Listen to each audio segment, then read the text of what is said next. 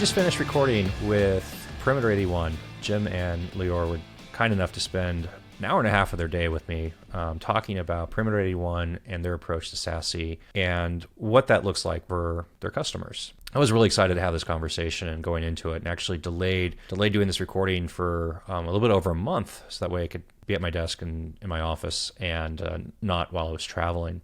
What's exciting about this for me is there's been a big bifurcation of capabilities of security, of SASE, in the marketplace. And what I mean by bifurcation is we see a lot of solutions that are really targeting the low end, the consumer, the prosumer, the SMB space. And when you dig into and you start actually using and trying to configure and use these systems and these tools, you find the capabilities aren't wonderful, or the product isn't great, or the service isn't good, or the way the agent deploys isn't wonderful. And then you go to the other side, which is typically a requirement for a much larger organization. So once you're over 1,000 users, this other thing opens up for you, becomes feasible based on cost and deployment, professional services that come into it. And for myself, we're a small organization, but we're aware of capabilities. So even in the same situation where you look at it and say, okay, the entrance and the small and the SMB targeted tools are not wonderful, and we don't want to run them for ourselves. But yet, even with the knowledge and understanding, awareness, and technical chops to go out and run and come to market with,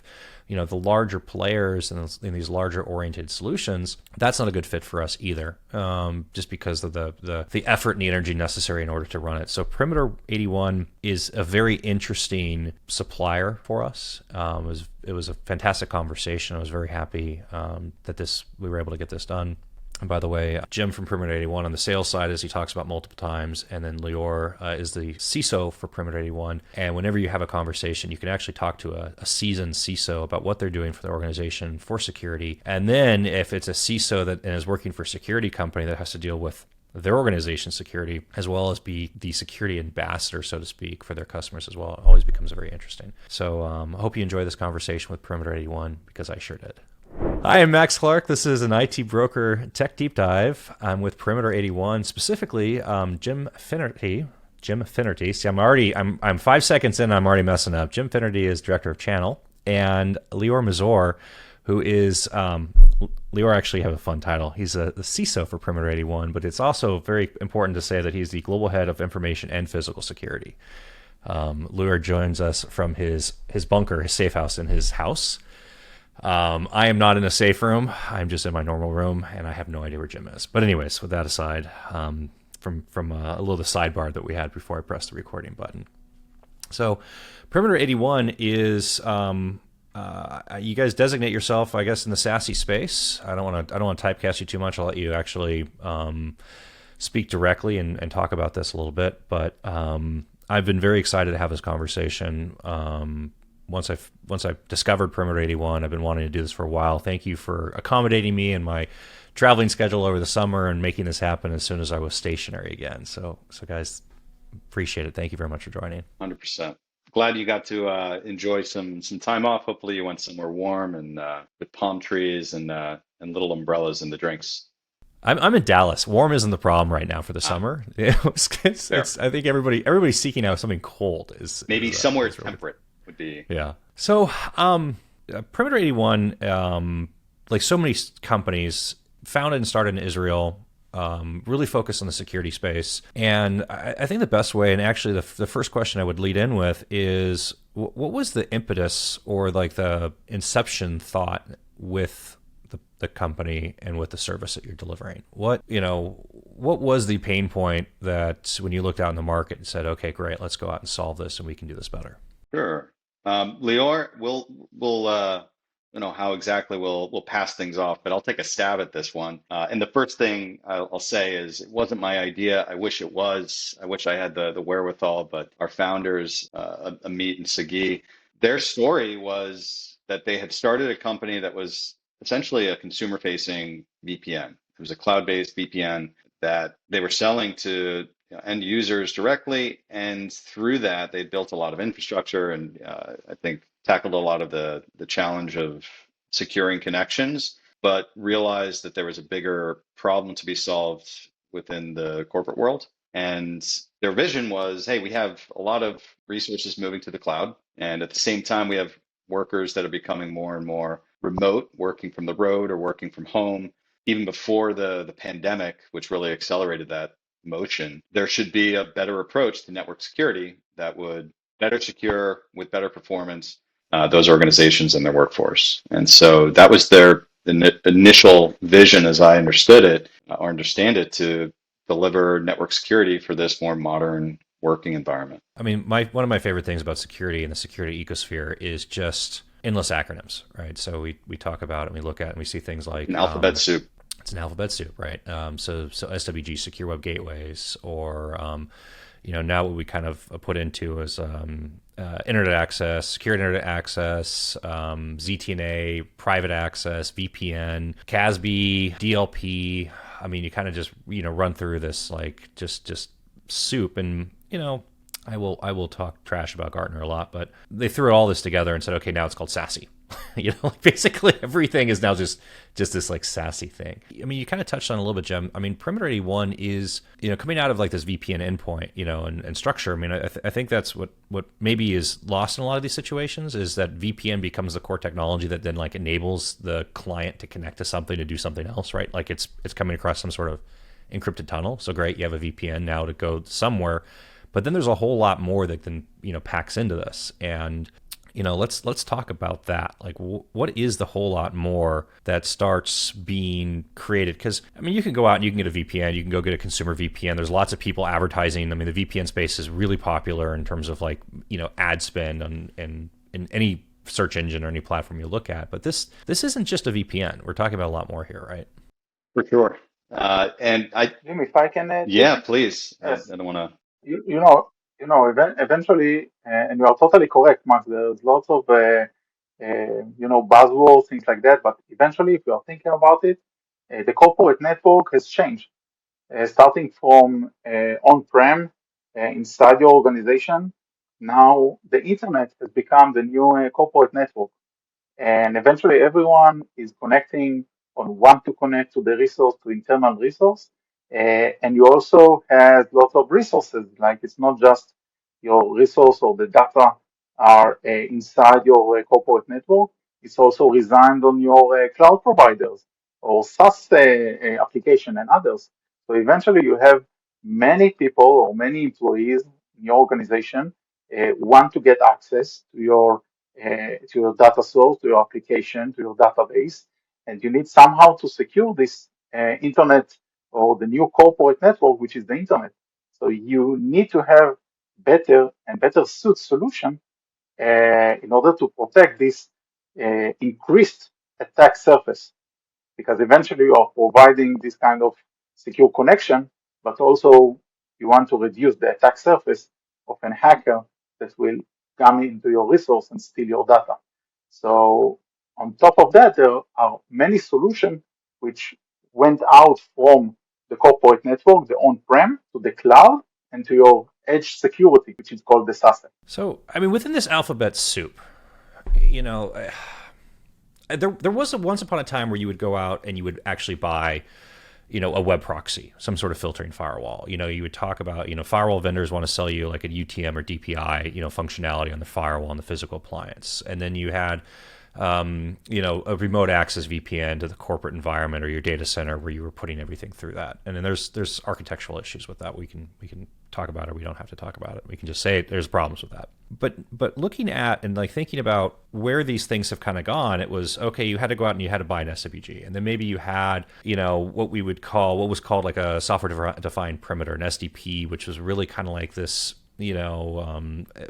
slash like ZTNA, zero trust network access kind of component, which was usually implemented by an SDP. You start throwing in all these other things like what are you doing around malware prevention or detection, or what are you doing around policy enforcement for remote users. And this isn't a platform that was built and then cobbled together. This was, you guys are very much in a different state of like, okay, we have this platform which just happens to run I hate the term in the cloud, right? And now you get all these things with it. So the shift for, I guess, the company, let's say the IT teams or then the actual corporate knowledge worker, is is substantial. How far into this world, how deep are you going? We see a vendor say, hey, we have a ZTNA solution now, but you dig into it and you're like, you don't really have a ZTNA solution. You have something that you call ZTNA because it's the buzzword. Like how deep into these different things are you doing? And I'll stop there. I'll try to only give you one question at a time, although I want to ask you like 30. Lior, I'll let you start with that one if you'd like, unless you want me to take a So, stab at it. so, so I think we have a product roadmap.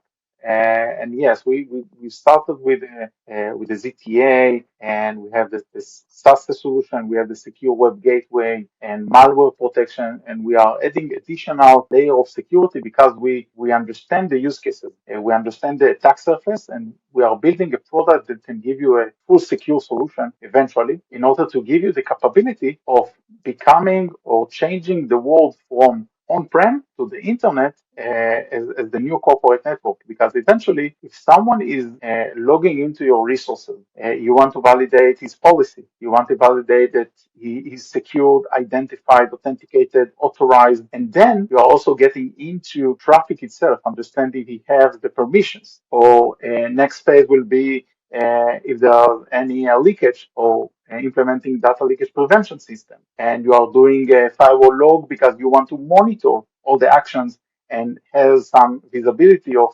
what the endpoints are doing, where does it serve. There is a secure web gateway to validate that the endpoint is not being affected by a malware that might be affect your network. So eventually it's an overall solution that provides you the accessibility for the business use, because we can see the market are going to bring your own device and connect from wherever place, which each device you can connect from your laptop, computer, phone, it doesn't matter. However, everything is becoming the new corporate network, and we as a security company want to protect, and we have several solutions and other parts of our, of course, product roadmap. Jim, you want to elaborate on that? Let me back up here, because I'm realizing I'm like so excited to do this that I'm like probably skipping some really basic stuff. Which is, Lior, can you start by just explaining on a high level what Perimeter 81 is, what it is that you do, and what are the different like sub pieces that you do? And so that way, somebody that's watching or listening to this that maybe isn't as like excited as I am right now because I've been geeking out on this for a couple months, has maybe a foundation for us to get into some depth. So I'll forward it to Jim because it's a product point of view. And Jim, you want to give the speech of what is Perimeter 81? Sure. I would summarize Perimeter 81 as a network security solution that's designed for the modern workplace. And the characteristics of that modern workplace are resources in the cloud, people outside of the office. The big shift is that there's less, or in some cases, nothing on premise. And so from a network security perspective, before this type of solution, we were placing boxes in environments that were protecting nothing there. And so the workaround would be VPNs, right? Let's virtually get those users back into the network. And that wasn't what those appliances were designed for. And so Perimeter 81, in summary, I believe, is that perimeter security capability that will follow users wherever they are, will control and protect access to environments wherever they are, right? Whether it's still some legacy equipment that's or servers that are on premise, or what is more and more the case, resources that are deployed in a VPC, a cloud environment, or on the web. And so how deep are we going is kind of one of the questions that you'd asked previously. It's an iterative process for sure. I've been with the organization for nearly 4 years now, and I can say the product has come a long way from the first calls I was making 3.5, 4 years ago, and the capabilities we had have become much deeper today than they were then. And frankly, we still have more that I get excited about in our roadmap that is coming, that really delivers on that SASE vision that as Gartner would define it. But we want it to be all the protection you need in one unified holistic platform, because it's really challenging to have lots of attack surface that's been introduced with these new working conditions, and the various solutions that are needed to be cobbled together to come up with some protection, but they don't all work well together unless it's designed as a holistic platform like we've been pursuing. Security doesn't have direct ROI. I think there's a tendency when purchasing technology to look for an ROI, or, what is this thing actually going to return to us in terms of value? And if you, there's a lot of things that you can go out and you can purchase and you can say, this is going to do X, Y, and Z for us, which then is going to, make the business better and generate more revenue, or make us move faster, whatever those things are. In a lot of cases, security doesn't actually give you a direct ROI. Like if you go out and you buy an MDR, or EDR with an MDR service, you're not buying like ROI. You're mitigating risk and you're lowering risk. Firewalls, almost all firewalls I've ever encountered in any corporate environment, were there to provide a function, which was, we have private IP space in our office, a limited number of public IP space. So we need this device to do a NAT function for us. And it just happens to be a firewall. And maybe in some cases, if you're really old, it's got a rule to allow SMTP in, so that way our email server works, right? But like, they weren't really sophisticated, even though they were selling these UTM and DPI and all these other things that you could enable. When I see companies deploying, what's now becoming this like SASE category of service, usually I'm finding that company is solving a different problem that just happens to be solved with, this thing, right? Like we have a remote workforce now that needs to connect from home. We've got an office on the West Coast, but we've got a bunch of people working in Europe and we can't pin their traffic back to Los Angeles. We need to be able to provide, when are people actually signing in? Where are they not? Are they geofenced? Are they not, right? Like those become like business issues that then say, okay, here's your technology and here's your security solution that actually solves this problem for you. And so I'm kind of curious from your side of that, how much of what you're seeing with adoption is a company that's already decided they understand that they need a ZTNA or an SWG or whatever term it is, right? Versus saying, oh, we have this business problem that we want to go solve and enable or add capability. And now we found this solution, and Perimeter 81 is doing that for us. I think the question of ROI is a broader question that can be applied to anything in the security space, right? You brought up EDR as an example. You're right. It's a cost without an immediate return, and it's a hidden return, right? If you only really know if your security stack is not working, if you suffer a breach, and nobody wants to go through that. So it's almost like purchasing insurance. You hope you don't have to use it, but you're glad it's there if you have to. And I think from an adoption, it's been a lot of conversations that I'm having are around replacement costs. Right? What part of the stack or what parts of the stack would this replace, and or are we needing to come up with new budget to enable this protection? In short, I think SASE is a little bit of both, right? Because it's responding to changes in the workplace, remote users, more resources in the cloud. This is different from what it was, so it is a little bit of both. Right, we're replacing certain elements of the stack with a SASE solution that includes like web filter, that includes VPN, obviously being kind of a classic use case. And the costs associated with that can vary from direct costs of what is the licensing costs on a legacy system that allows us to do it to some degree, what we can accomplish with a SASE platform like Perimeter 81. But then there's also hidden costs, like the cost of labor, right? There's a lot of complexity in how we're creating VPN tunnels from a remote, geographically dispersed team, users in another country, on other parts of the world, back to a site that's in California. How do you address that with legacy equipment? And how cumbersome can that be? In the man hours and the costs to stand something like that up. And so I think it can be viewed in terms of ROI by factoring in all of those replacement costs, licensing and time and then ability, right? Are we going to enable better performance to have more productive workforce? Are we going to enable more restrictive access controls than we would have with legacy systems? And that would serve these new working conditions well, right? With remote users and the limitations that legacy security solutions can offer. So coming up with your buyer and you're trying to calculate, how do I bring this to the board and ask for this budget? It is, in most cases, in my experience, it's been a combination of replacement costs directly with licensing on or appliances that you would have otherwise been purchasing or that you're replacing, and the new capabilities that it offers or that it affords you with the new style of working. It is a combination of those two, I think. Lior, CISOs have an interesting job, which is trying to measure and mitigate risk to their organization. I had a conversation with a director of security operations for a very large company, and he was sharing a conversation he had with his CTO. Basically, the CTO asked him for a budget. What do you need in order for us to protect our environment and do what we should be doing? And I think he came, it was like, tell me everything. Give me your wish list, right? And he went back to the CTO with a I think it was $1 million request. Nothing really crazy, but what you would deploy. And the feedback that was pushed back to him was you have $50,000, and that they figure it out, right? And there's a lot of noise and chatter that comes into this about what do you actually deploy and what pace, right? And I have this conversation a bunch, right, where it's like, do you invest in an EDR? Do you invest in email filtering? Do you invest in an SWG? And I'm kind of curious, from your viewpoint now. Obviously, you're working for a company that is, on the perimeter. I don't want to.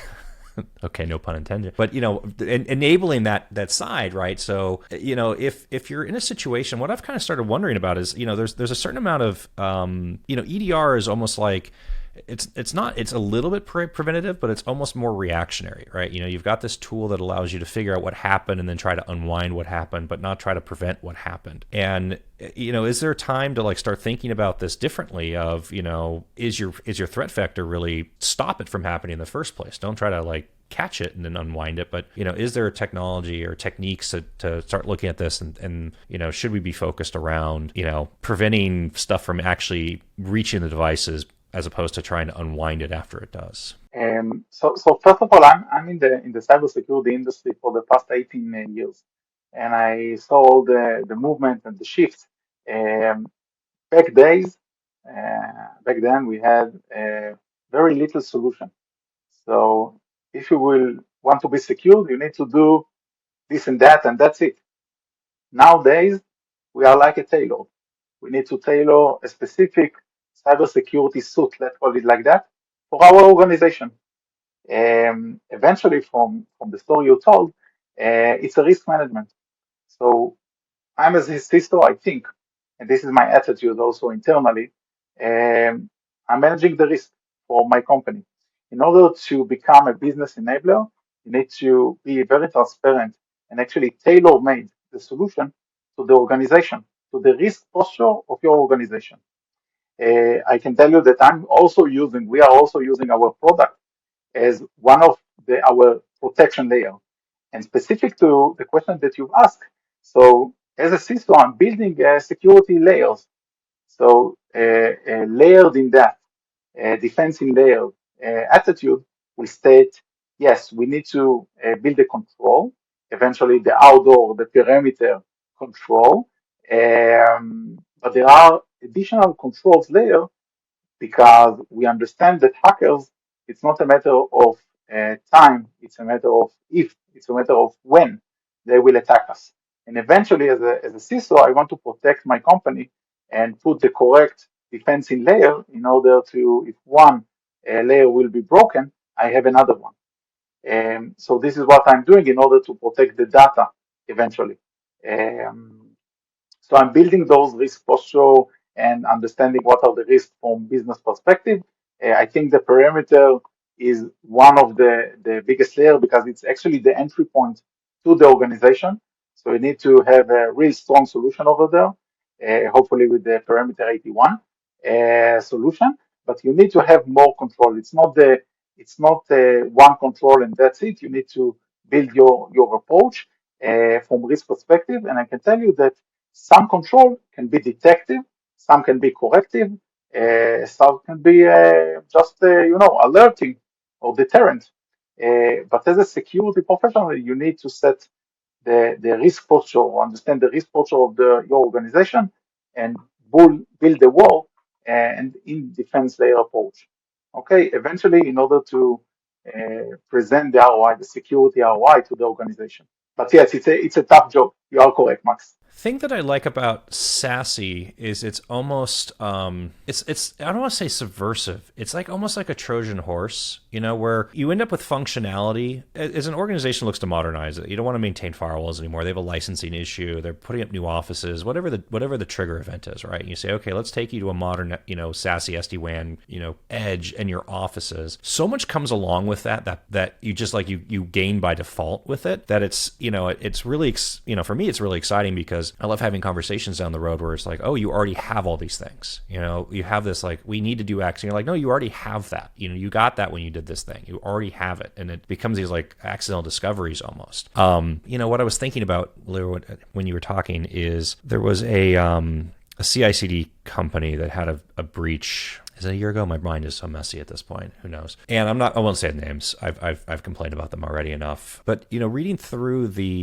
first off, their system, they were notified that they had a suspicious activity on their platform from one of their customers. So one of their customers actually noticed that something was weird and going on, and then actually tracked it back to them, and then notified them and told them. So they didn't know or figure this out on their own. So that's like strike one. And then they post this after action, investigation, like what happened and what we're doing, kind of response. And they're using really curious terms. It's like, our antivirus software didn't detect it, on one of our contractors. And then we had connections back to via our VPN from IP addresses and these systems over here in these countries that we didn't notice. And you read through it and you're like, it's like almost this, like, it's like watching this train wreck in slow motion of like, if you just did anything at any step along this way, like if it just chose anything, it would have prevented this from becoming what it became. And I'm curious, like, how, obviously that organization before they had this event didn't see any value in these things, or they didn't know that these things were available to them. They didn't know, you don't run an antivirus, run an EDR. They didn't know, they needed to have strong IAM. They didn't know they needed ZTNA and geofence remote access for their employees. They didn't know they needed this,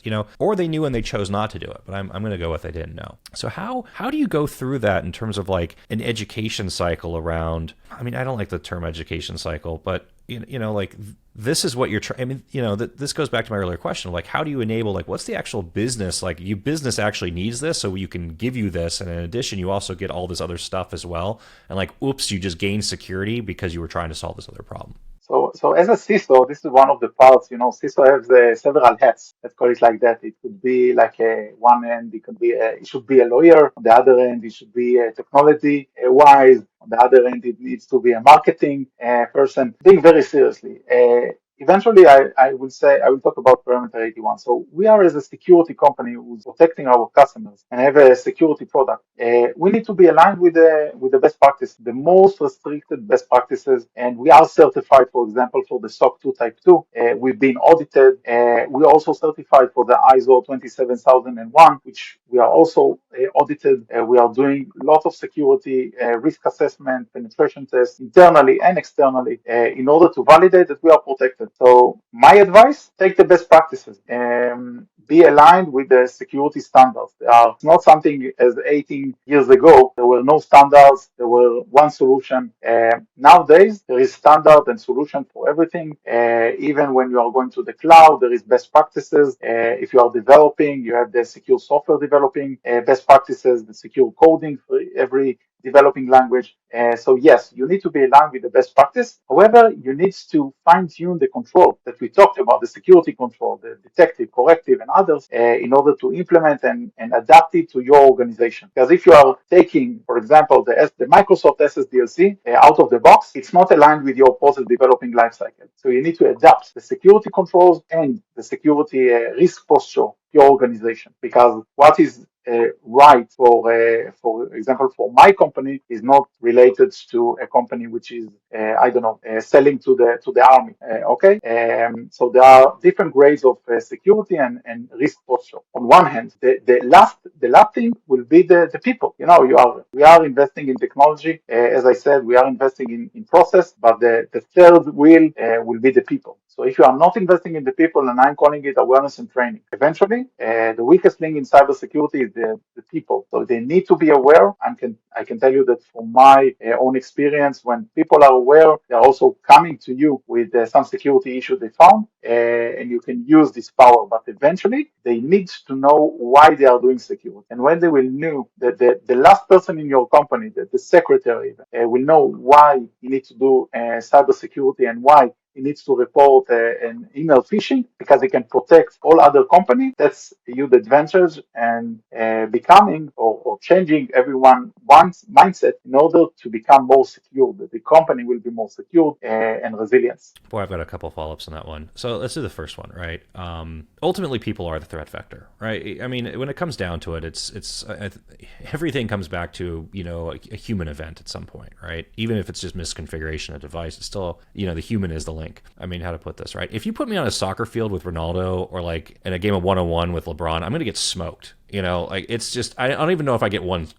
I touch the ball, right? Like probably not. Like I'm just smoked. And there's a certain amount of activity that happens in the world of cyber that's just, you know, just noise and garbage that's just always circulating. You know, put a device on the internet and count to 5 before it gets its first, you know, probe, right? But we're talking about asymmetric expertise. You know, people that are trying to penetrate resources for companies, and whether it's just a random, we're just looking for something, are professionals, and the people that are, you know, on the other side of it are not professionals in cybersecurity, you know. And so I feel bad in those cases because the human threat vector, it's not even, you know, I think for a long time it was really positioned as more like an ignorance or you know, like a non-caring kind of response is kind of how people talked about it. But it's just really, you know, they're so outclassed in that situation that there's just, you know, you have no hope, you have no shot, right? And I think the other one that really drives me crazy within security now is this idea of like the security maturity model. And like, you know, like this, like layers, you say, okay, you know, measuring risk and appropriateness, you know, for a company, you know, versus like the army, of course, there's a huge difference. And everybody understands that. Like, I'm not a bank. I don't need bank level security. I'm not the government. I'm not the DOD. I don't need DOD level security. But there's very little actual information that says if you want to have, you know, so if the CIA is 10 and a bank is 7, you know, and you want to be a 4, like what does that mean for you in terms of what you actually need to do? There's these ideas of like, oh, you need to go start here, and then you do this, and you get to that, and then you get to SOAR, and you have this whole thing, and it like works around. But like, what does that actually mean for people? There's no real like, oh, you know, you are a normal business operating in a knowledge space with some intellectual property that has bank accounts and employee access to do X, Y, and Z, and you know, you can be vulnerable to phishing attacks and computer resource and all these things, and you should be like, let's call it a 4. You should be a 4. And what does a 4 actually mean? A 4 means you need these things, and you should do these things in this order. Like, you've done nothing, start with this thing, and then do this next thing, and then do this third thing, right?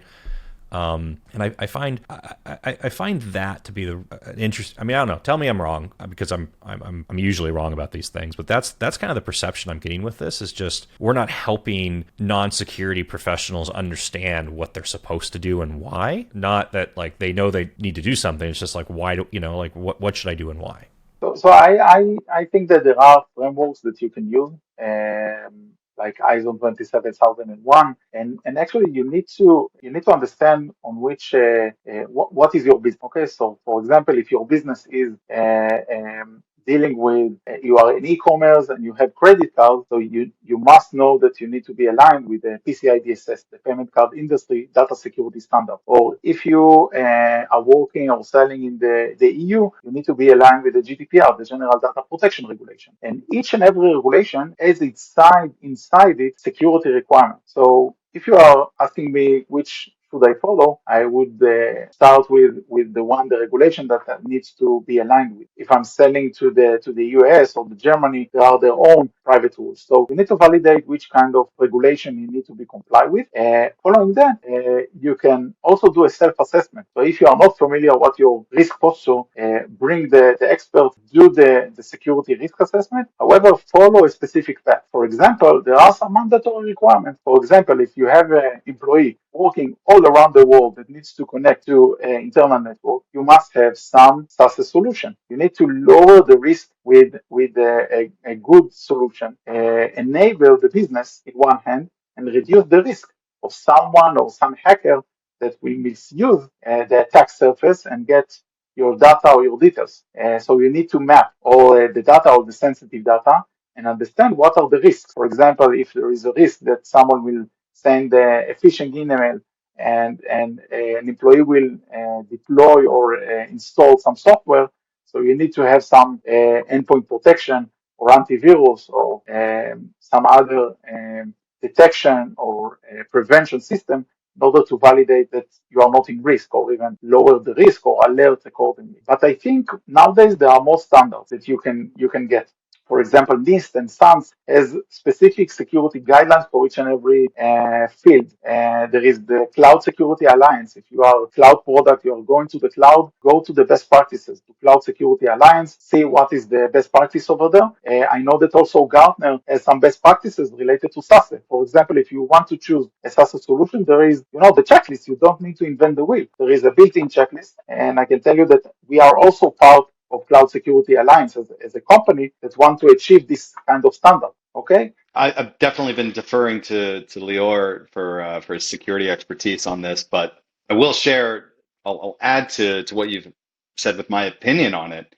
Is Max? I think the challenge of, hey, you're this type of organization, you should be at a 4, and defining that and what that means is so challenging. Regulations and frameworks have done a good job, but I think what's difficult is that things are changing so quickly. So I don't think an organization deploys a security stack and says that's it, we're done, because the environment continues to change and the threats continue to change, and so it has to be a continuous effort and an iterative effort to continue to protect as threats are enhanced by AI capabilities, as an example. But changing environments, as I was speaking about with the remote workforce, with movement to the cloud, all of these changes represent a need to update those regulations and use those frameworks for sure. There's a lot of available frameworks out there for different types of organizations, but that should be the minimum. The other thing that's changing is how the marketplace and players like us and other, it's a very broad market, develops capabilities that make these protections more accessible to different types of organizations. I think there's an analogy that I really love, and I know I'm not the one that invented this. I'm sure it's been used plenty of times, but I love thinking of like medieval times, and you have your castle as the protection, and the analogy that I've spoken with customers and partners about is you have EDR, for example. In my sense, that would be representative of the sentinels that are roaming the streets and looking for bad apples that have already entered the castle grounds. Or perhaps you don't even have a castle because you're a small organization that's at a level 4, and so you don't have a castle, right? You don't have the resources to build a castle, so you do what you can for your size organization. Now, the castle walls, the moat, these would be representative of a perimeter security solution. Let's keep everything contained. Let's ensure that we're not open to anyone who wants to walk the grounds and have their way with with the people that are in the village.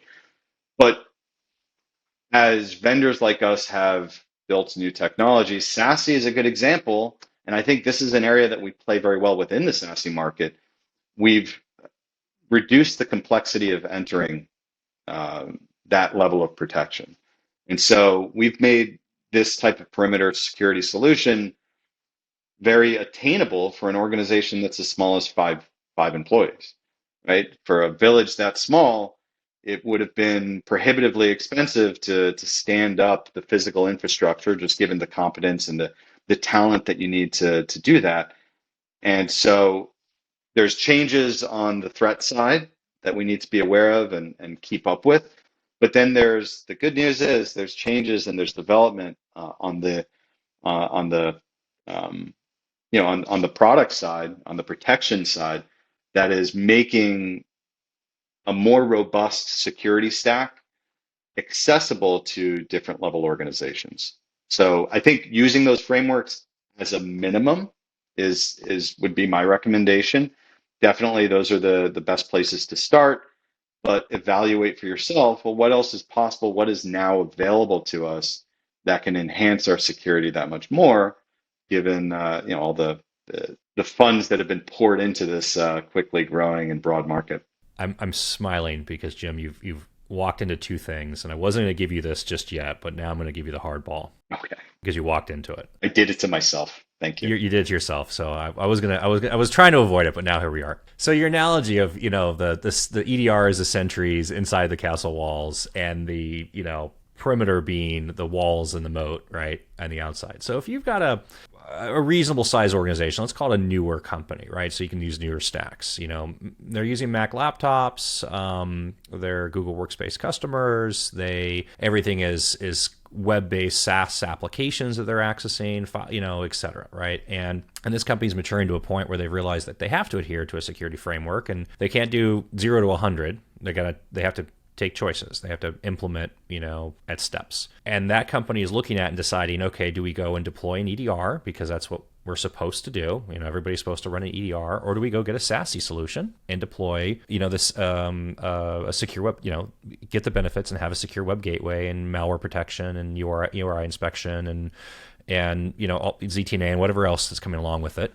And why, right? So that company can only buy one. They can only buy an EDR, or they can only buy a SASE, system. And, of course, the precursor to this is this idea of like, we're running Mac, and we're running Google Workspace, so we're perfectly fine in the first place because there's no known exploits against Mac and Google Workspace that we have to worry about, right? There's no threat vector to us whatsoever, which we know isn't true. But I want to hear your argument for your side of this. So good news is we don't live in medieval times anymore. We have enhanced capabilities. But I will do my best to kind of extend the analogy out to this, what you've described as assets and resources that are available on the web, right? They're not contained within the castle walls. They're outside of the village. And so there's a couple of ways that I would extend the analogy for a solution, a SASE solution. One thing that has been very commonplace for clients of Perimeter 81 is taking what are representative IPs of this Perimeter 81 network for that organization. These are dedicated IP addresses. They're static. They're not shared by other clients. That represents, if the user is browsing the web from their secure connection to the Perimeter 81 private network, they have the benefit of, an IP address that is coming from that network, right? That says something about their traffic when they're visiting a web-based property like G Suite, right? And so, this is an extension of, people used to have static IP addresses in the office, and being able to achieve that represents, I believe, in some way on this analogy that you can prove to a vendor that's outside of the castle walls, right? Maybe you're going to the market in a village, in a neighboring village, and you can represent yourself as somebody that's coming from that secured castle environment, right? You call it an ID card that says, I'm from this home village, and so I have these permissions to do what I want to. That would be the extension, I think, using conditional access as a way of extending that. CASB is another, right? This is another capability that extends from it as well. Is okay, great. You're from that village, so we'll allow you into our marketplace, and given the permissions that you're allowed through CASB technology, we can determine what you're able to purchase, what areas, what are you able to take with you from this marketplace. I do think, IDs and such in medieval times may have been underutilized or not available technology. So we have some benefits afforded to us, but I think that does kind of extend the analogy and gives, relates to what kind of control, what kind of protection do you want to have in place when we have so many assets that are no longer just contained within the four walls of the building or the castle. There are ways, given this newer technology, to contain or retain that level of control over your, do I call them subjects, your users, your employees, and the assets that they can subjects reach outside of the castle walls. I'm going to start referring to all my team as my subjects. Lior, you want to chime in on this, or should I? Yes. I do want to add on what Jim said. Eventually, you need to understand what are your assets. So if your assets are resigned in the endpoint, so maybe you need to protect it. However, most of the assets, most of the data, sensitive information, credit cards and others are not resigned on the end. They are resigned on your database, on your cloud environments, on your servers and others. So they are, it's called what Jim said, they are in the castle, okay? However, you need to first deal with the outer layers. And actually the first layer of defense is the network. It's coming from external to the internal, okay, to your data. So eventually I will set a protection layer, a good protection layer in that network environment before coming from external to internal or to the resource itself, putting a SaaS solution and mitigate the risk by maybe shifting the local data to the cloud. And this is how I could mitigate the risk on your example. Moreover, I can tell you that there's broad solutions. So there are also EDR, which are free of charge, or maybe you can use a specific license. But eventually, I think you first need to protect your assets. I love that response. And the softball version of this, Jim, is it is very difficult to deploy an EDR if you're too small. And if you're talking about organizations that are sub 100 seats, deploying an EDR in the first place is very complicated, and who's going to manage it? There's a reason why there's a lot of companies in the space that are pushing MDR solutions where the they're a managed detection and response company on top of an EDR for companies, because companies can, it's very difficult to deploy and manage an EDR on your own.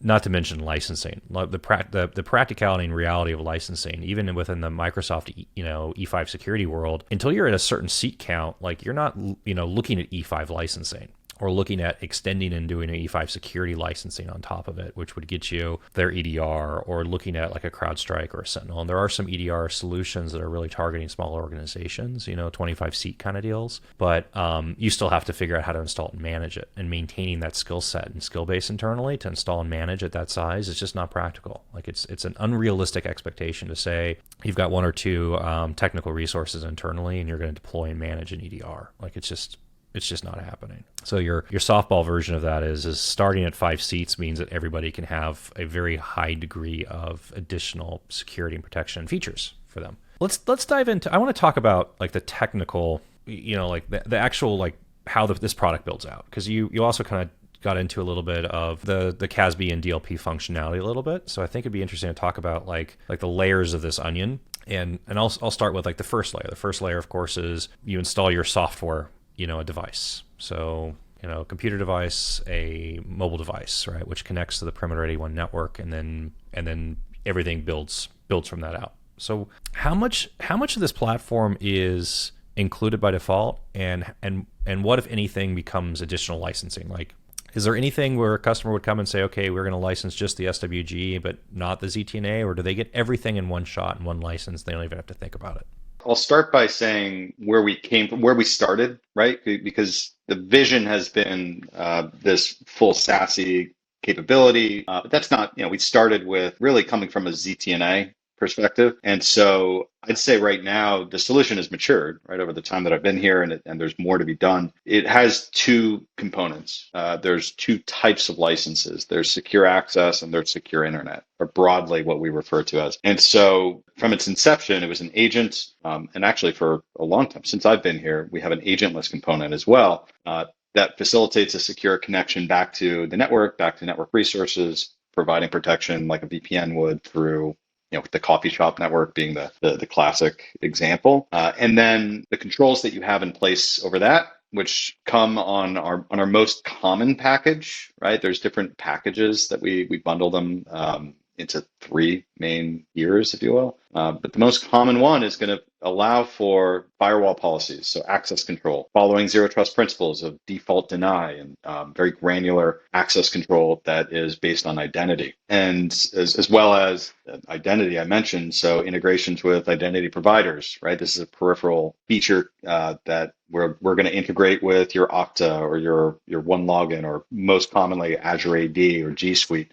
so that it's a single sign-on for the users, and identity-based policy making. And then device posturing, right? That's the context of what device is this user on? Is the EDR running on this device? Is the disk encrypted? Are the conditions that satisfy us from a security perspective being met? And again, the zero trust principle, on a continuous basis, we're checking this. Let me interrupt you for a second. I want to make sure that we talk about this. This is one of the big differentiators for me for something that's actually like an SDP or ZTNA solution versus what people are used to with VPNs. And you talked about it for just a second, but I want you to expand on it, which is enforcing conditions are met on the device. and you gave an example of does it have an EDR? So what is the example? Like, give me an example and build this out in terms of conditions and policies that somebody would build for secure access through Perimeter 81 using your ZTNA environment. So I think the first approach is the firewall, the access control, right? And basing that on identity is as the primary, the kernel of truth is who is this user, what can they access, is what helps you limit the impact of any kind of malicious insider or compromised endpoint. The ultimate attack vector, as we said, is the user. So let's be restrictive in what users can access. They shouldn't access anything. They shouldn't be able to access or even know that something exists in the network if they don't need it to do their job. And in that way, we're going to minimize the impact of any kind of error, any kind of a misstep by a user So that is I think the first step. And a zero trust principle is I feel like zero trust is a marketing term, right? But I would define it as a few different characteristics. The first being we're taking a default of no. That would be the first that I think applies to different types of solutions that use zero trust in their marketing. Is default is blanket no, you don't get access to anything, and that allows you to build very granular allow policies on top of that. Much better than the reverse, which is okay, what do we want to deny? You're more likely to come up with make some errors and facilitate unfettered access for some malicious insider or compromised endpoint. So then a customer could do something like, is this a corporate-owned device? Is there a corporate-issued certificate on the device? You said, is software running? Is the EDR running? Is the MDM running? Probably the other example of that, right? You'd say, is the user authenticated? That becomes a foundation. So are they signed into Google? Or Azure, right? So then you'd probably do another one, which would be, have they done multi-factor authentication of some sort, or can you trigger like you've already authenticated, but we want to ask you for your passkey or whatever. So then other policies that we see people ask for talk about. Can you geofence? Only allow this connection if this person is in this country or not in these other countries. So these are all capabilities within the platform, and 100%. And this is, it's following a zero trust model. I think one of the other elements of this is it's not just a one-time check, and so another element that I think that resonates for me in the definition of zero trust is that we're not just checking once and then you're in and you can do what you need to. It's continuously going to monitor and check, are these conditions still being met? We can do that every 20 minutes on our devices. I'm being explicit in pointing this out because as you're responding and nodding, you're both nodding and Jim, you're going, yep. I've been doing this for a long time, and like I'm in the same boat. Like you should just have this, right? Like this is just like, why wouldn't you want this for your environment? It is amazing how many companies do not have this capability. As in, like they just don't have this capability. It doesn't exist. Oh, we can check and make sure. I've had customers ask me because they're going through audits with their customer, and they have a requirement that says something as simple as, we need to ensure that customer data is only on company-owned devices. How do we do that? And that's the question. And I don't, they've just never done this before. They've never, and you're like, well, what you need is you need you need this. Just go get this. It's really simple. And that's where I say, well, I don't think we do a good job in this world of saying, okay, here's the actual end use case that's required. Some IT guy just got this ask that came down because the CRO wants to close this deal, and in order to close the deal, they need to check this box. And they're like, well, how do we do this? Well, the answer is you deploy a real SDP with a zero trust network access, and you do this other thing, and then boom, you're done, And then, oh, by the way, you get all this other stuff too that's really cool that you're going to want. Right. And I think to your earlier point, sometimes we can actually do this with what we have. I see, it's interesting, seeing customers that will sign on with us to set up restrictive access, but maybe they just weren't thinking when they deployed it that, hey, device posturing is a good idea. Let's use that aspect too. It's something that our customer success managers and our account managers work on.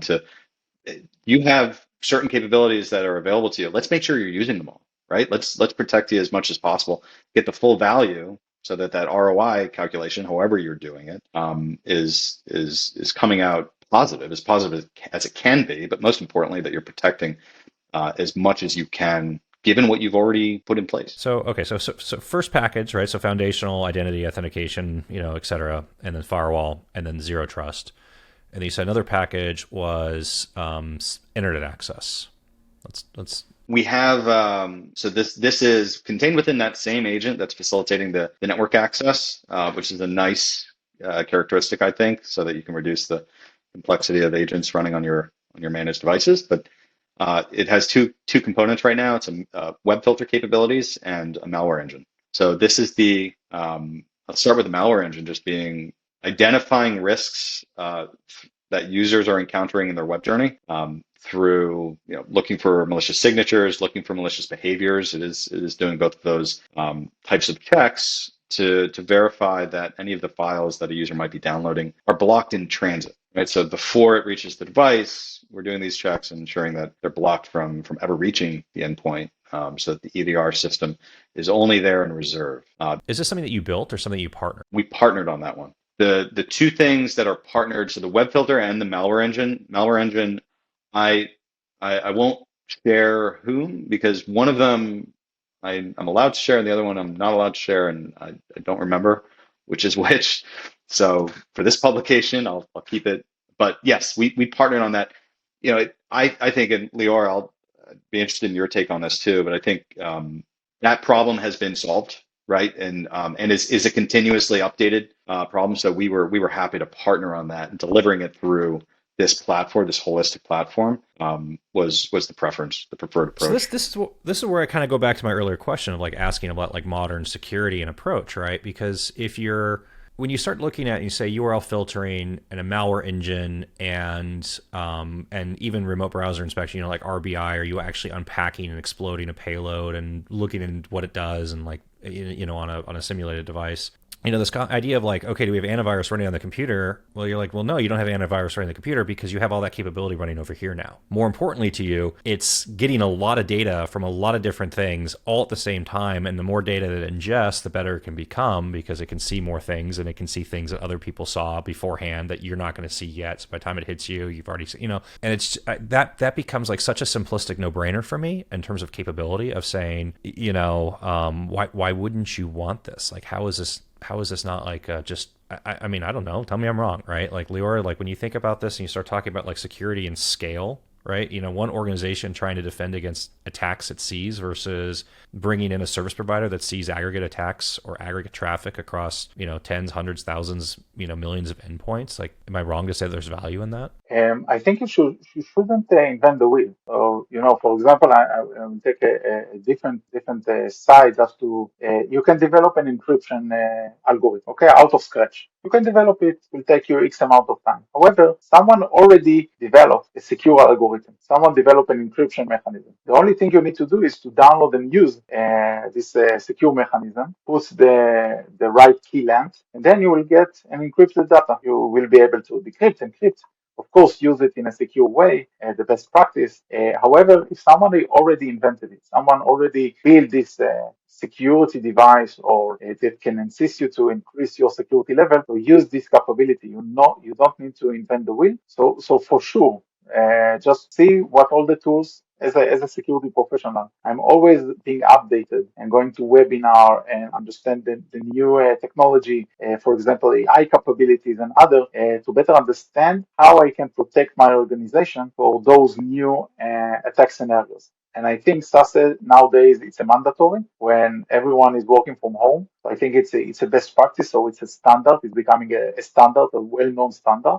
However, there might be more. So you need to be updated. You need to validate your risk posture every time a new technology emerges or a new attack is emerging. You need to validate what had happened, what are the new techniques that hackers are using, and vice versa, to protect your organization. When you say ML, I mean, this changes the game both offensively and defensively for within security. I'm curious about this idea. Like, for a long time, antivirus and malware detection is signature based, right? Like, okay, we found this virus that has an embedded Excel macro that's going to do something horrible to you, and we're going to look for that signature and we're going to prevent it, right? But it's very easy to change and manipulate the packages, and then the signatures don't match, and then things don't work, right? But then I look at it and I think about it in terms of my customer base, right? Where, in some cases, it would be unusual for a company in Los Angeles to talk to a city in Nigeria. except I've got one that builds desalination plants and they have a project in Nigeria, right? So they're a Los Angeles company with operations and people in Nigeria, and they actually have to send data back and forth between, LA and Nigeria. So it kind of introduces like two things, right? Where on the one hand you say, okay, there's this like broad approach of saying it's probably bad for this LA based office to be sending traffic to Nigeria, but the other side you say, okay, well this LA company does need to send traffic to Nigeria. And then when you look at that and you start exploding that up into more and more customers that you guys are now securing and protecting, how do you look at this from a let's say bucket of like this is overall might be bad versus like this is what you normally do, or you would fit in this bucket that this would be normally good, but like you've never done this before, so it's bad and we need to do something about it? Like, how do these classification rules at a high level start to apply, and how do you think about this with Perimeter 81? As you're looking at these things with your product? I think if I may ask, may answer the question, Jim. I think a zero trust approach will be the best way. You cannot trust anyone. You're thinking that you're receiving an email from your colleague in Nigeria. However, there might be a hacker sending you a phishing email that actually being showed or present himself like your colleague. So our attitude is zero trust. Don't trust anyone. Inspect, do your malware protection, scan the data, don't connect to links that you are not familiar, don't download the software. So a zero trust approach will be a good way of protection, and also awareness and training. We talked about it. Be more aware that maybe it's not the real colleague that is sending you an email. Maybe you shouldn't click the link. However, you need additional protection layer. So if you have like something that can also scan the email, notify you it seems malicious, have some security drills or phishing campaign in order to increase the awareness. So I think eventually you need to combine the technology and the right process of how you are receiving an email. Maybe it should be in encrypted tunnel with the MTLS. So there are the technology of securing email are there. For example, if you want to have like a secure transfer of files, there are some solutions for that. So there is the technology, so the process, the technology, and eventually also the people, which you need to gain their awareness to this phishing email, and not to, for example, expose specific sensitive data, some unauthorized person, even if he's asking your username and password in order to assist you with an IT problem. So never send it via email, for example, or never state your user and password. But zero trust. I think zero trust is not just a buzzword; it's a real way of living nowadays. You cannot trust anyone. Sorry for saying that.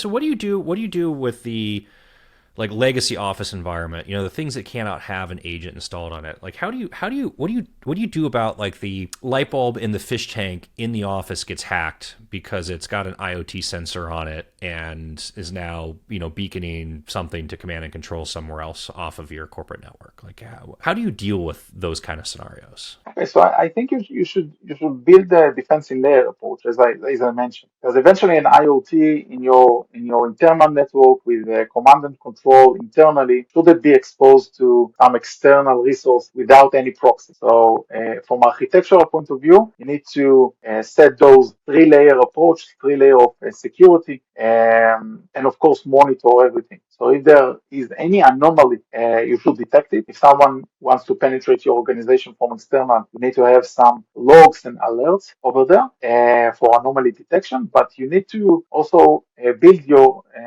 defense in layer approach. So for example, validate who has access with the correct policy to the organization, which computer and which policy you enforce when connecting to the organization, or even after validating the policy and validated the endpoint has the capability or the security capabilities, even less if it's permitted or authorized to gain this access. So there should be several layers of approach and several layers of defense, and put your first defense in the external network. Then you can or should have some internal network capabilities in order to detect like IDS, IPS, etc.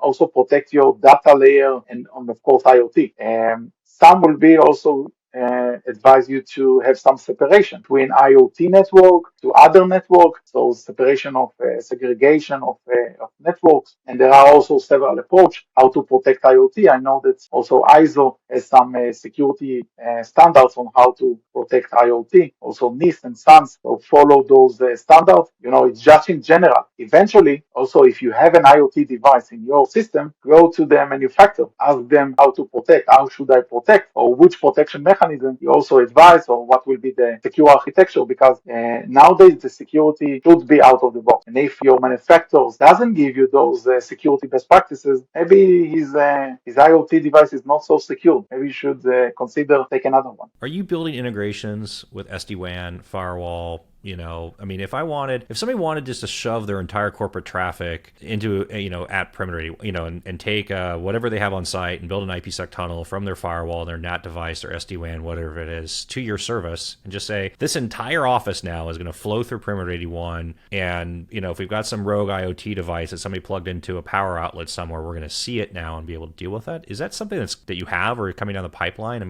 Is there like you say, like, don't trust anybody? Is there like just a default status that people can get into or a company can get into here? I would say we do, right? We have a kind of an SD-WAN like capability in that you can push all your traffic from a site through this network, and that's going to make that traffic available through logs. It's going to allow you controls, firewall policy controls from based on IP address. I will say though, I don't think it's not the primary use case that I've seen. I think the solution we have is it's much more focused on identity-based policy setting. Who is this person? What are they allowed to access? But to answer your question, yes, it would work in that way, and we do see this often layered on top of like an SD-WAN solution, but it is typically providing that security layer for, in those cases, for users that are outside of the SD-WAN environment. I don't know if that exactly answers your question. No, that does. So you said there were 3 packages, right? We talk about zero trust, remote access, internet access. I'm fascinated. What is the third package here? Is it just a combination of those 2 together? So I should rephrase. There are three different packages that have different levels of those 2 kind of components. Actually, the secure internet package it was introduced. We started with the secure access. That was our inception.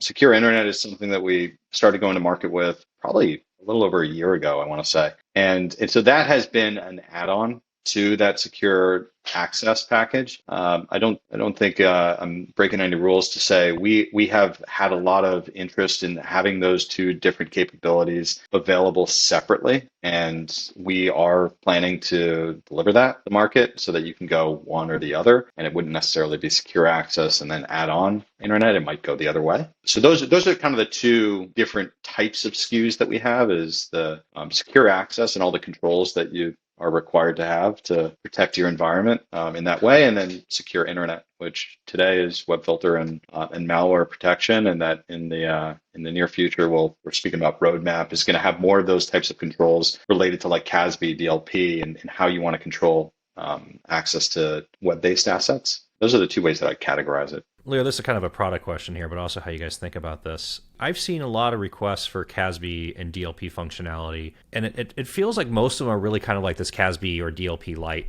kind of need, where it's more like, hey, I want to put a rule on Salesforce that only allows my known IP addresses to connect to our Salesforce instance, or 365 or Workspace or whatever, right? Like there's this when you read like CASB as a spec, it does a whole lot more than like just limit you to one IP, right? And then also within the DLP space, there's this thing of like, oh, I don't want, somebody downloading an Excel spreadsheet with social security numbers onto their laptop and like walking out the office with it, right? It becomes kind of like this like kind of like idea around DLP, so when we talk about CASB and DLP in the Perimeter 81 world, like what functionality and features are you delivering, and how do you think about CASB and DLP for somebody that's asking you for it? So I'll start briefly with just from the product side, what we have today and what's roadmap, and then Lior, I would love to get your kind of take on what you see us kind of developing and how you see this evolving. Because today I don't go to market and say that we have a CASB or DLP capability today. I would say that's roadmap.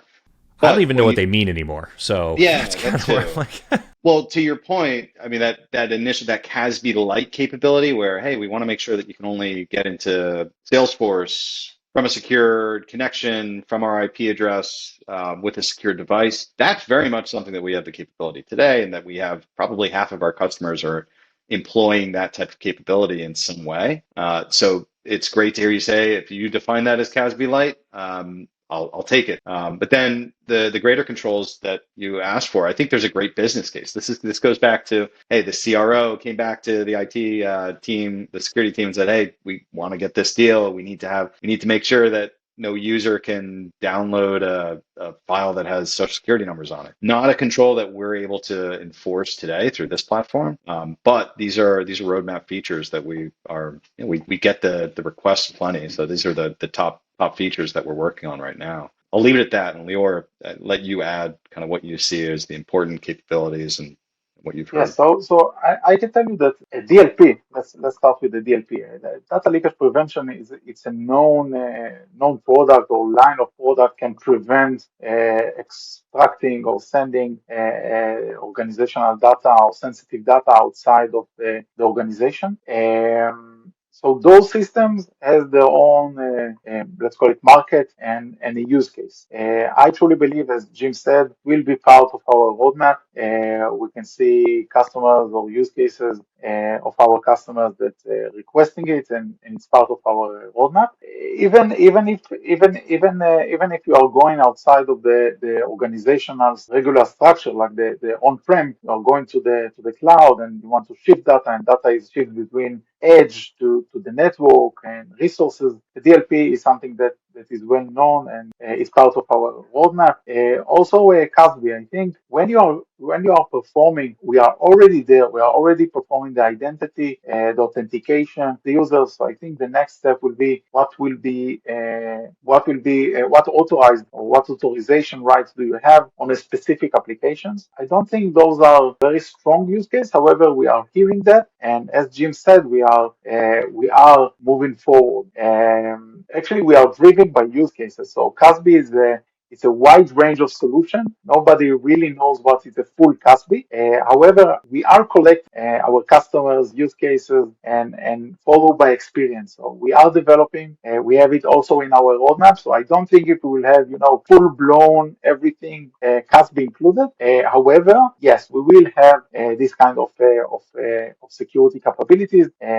What you are authorized to see, which application, also inside the application itself, what are you authorized to perform or not authorized. So yes, we are building those capabilities also. I think it's also mandatory because eventually all the data are resigned in software, in application. In order to get this application, to get to specific data, change the data, retrieve the sensitive data, things like that, and it goes inside this channel of connecting to the organization. And so yes, we have also those capabilities will be as part of our product roadmap, as Jim said. we kind of glossed over identity, and I just want to point this out here for the sake of it.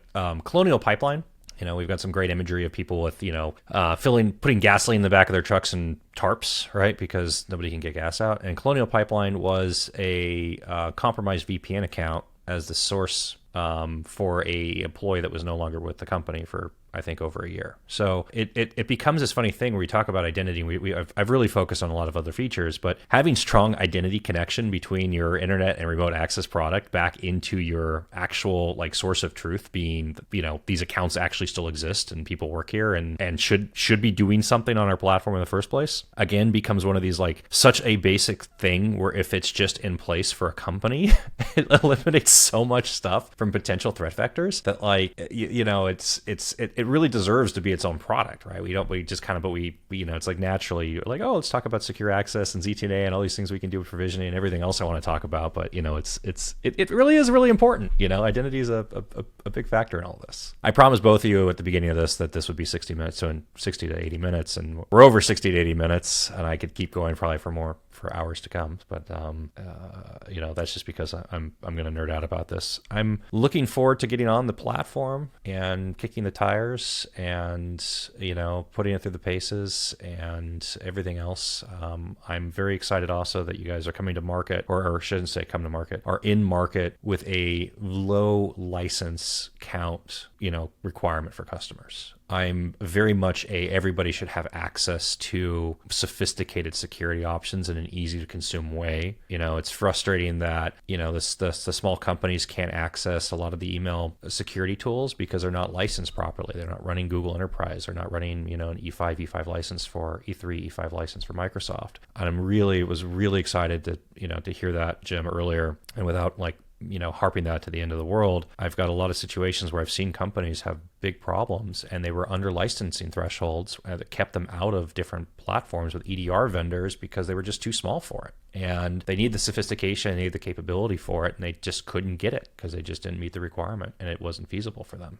Thank you guys very much for doing that. Thank you both very much for joining me. I will say, any last words, anything that you want to leave with or that we didn't touch about, now is probably a great time. Oh, well, I appreciate the kind words and for having us. And absolutely, we'd love to have you using the solution too. Kick the tires.